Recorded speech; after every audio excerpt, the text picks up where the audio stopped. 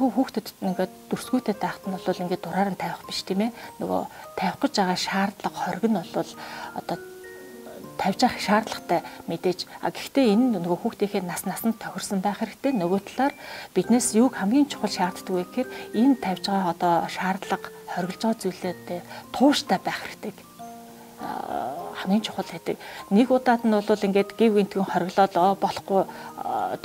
болохгүй гэсэн шаардлага тавиад байдаг. Гэтэл нөгөө удаад нь бол одоо ямар ч нэг шаардлага тавихгүй ингээд сулд нь орчих юм бол миний хийж байгаа үйлдэл одоо зөв буруу юу? Ингээд ах юм бол надад юу ч хэлэхгүй юм байна гэд хүүхэд дураараа байх. Одоо дураараа өсөх юм хандлагатай болж эхэлдэг. Тэгэхээр магадгүй одоо яадгийг гэрээ цэвэрлэхгүй, тоглоомоо хураахгүй байгаа бол одоо тоглоомоо хураасныхаа дараагаар чи одоо телевизээр үзэж болно, дуртай хүүхдээ киногоо үзэж болно гэдэм үү те.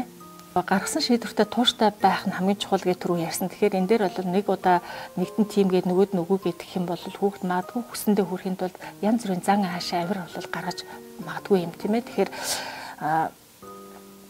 эцэг хийх нь гаргаж байгаа тэр одоо зүгээс тавьж байгаа тэр шаардлага хориг саад маань бол одоо тэр тухайн хүүхдийг ингээ нөгөө эрслээс хамгаалж байгаа магадгүй одоо нөгөө болгоомжлуулж байгаа зүйл юм а гэдгийг харилцаж ойлгуулж байх нь чухал. Магадгүй одоо бид нар ингэдэж штэ одоо хүүхдийн одоо хөдөлгөөндөө байх нь хөгжиж байгаа одоо эрүүл хөгжлийн одоо шинжимаа гэдэг ингээд хамаагүй гүйлгэж хараалгаад байдаг. Гэтэл магадгүй одоо өндөр дээрээс унах ч юм уу одоо магадгүй одоо машины урдуур гүйх одоо эрсдэлтэй янз бүрийн газар одоо эрслийг тооцох болгоомжлох одоо ийм нөгөө чадварыг одоо суулгахгүй байж магадгүй юм тийм ээ.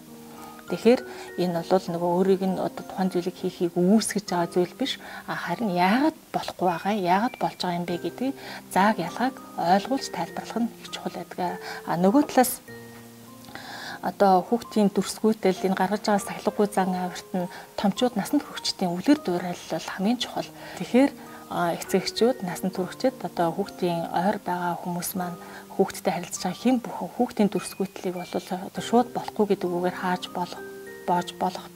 болохгүйгээр харин яагаад дүрсгүйтэй байгаа юм бол яагаад энэ зан авирыг гаргаад байгаа юм болоо гэдэг учир шалтгааныг нь олохыг хичээж тууштай, төвчээртэй мөн хүүхдэд одоо тохирсон байдлаар харилцаж тэднийг идэвхтэй сонсох шаардлагатай болдгоо.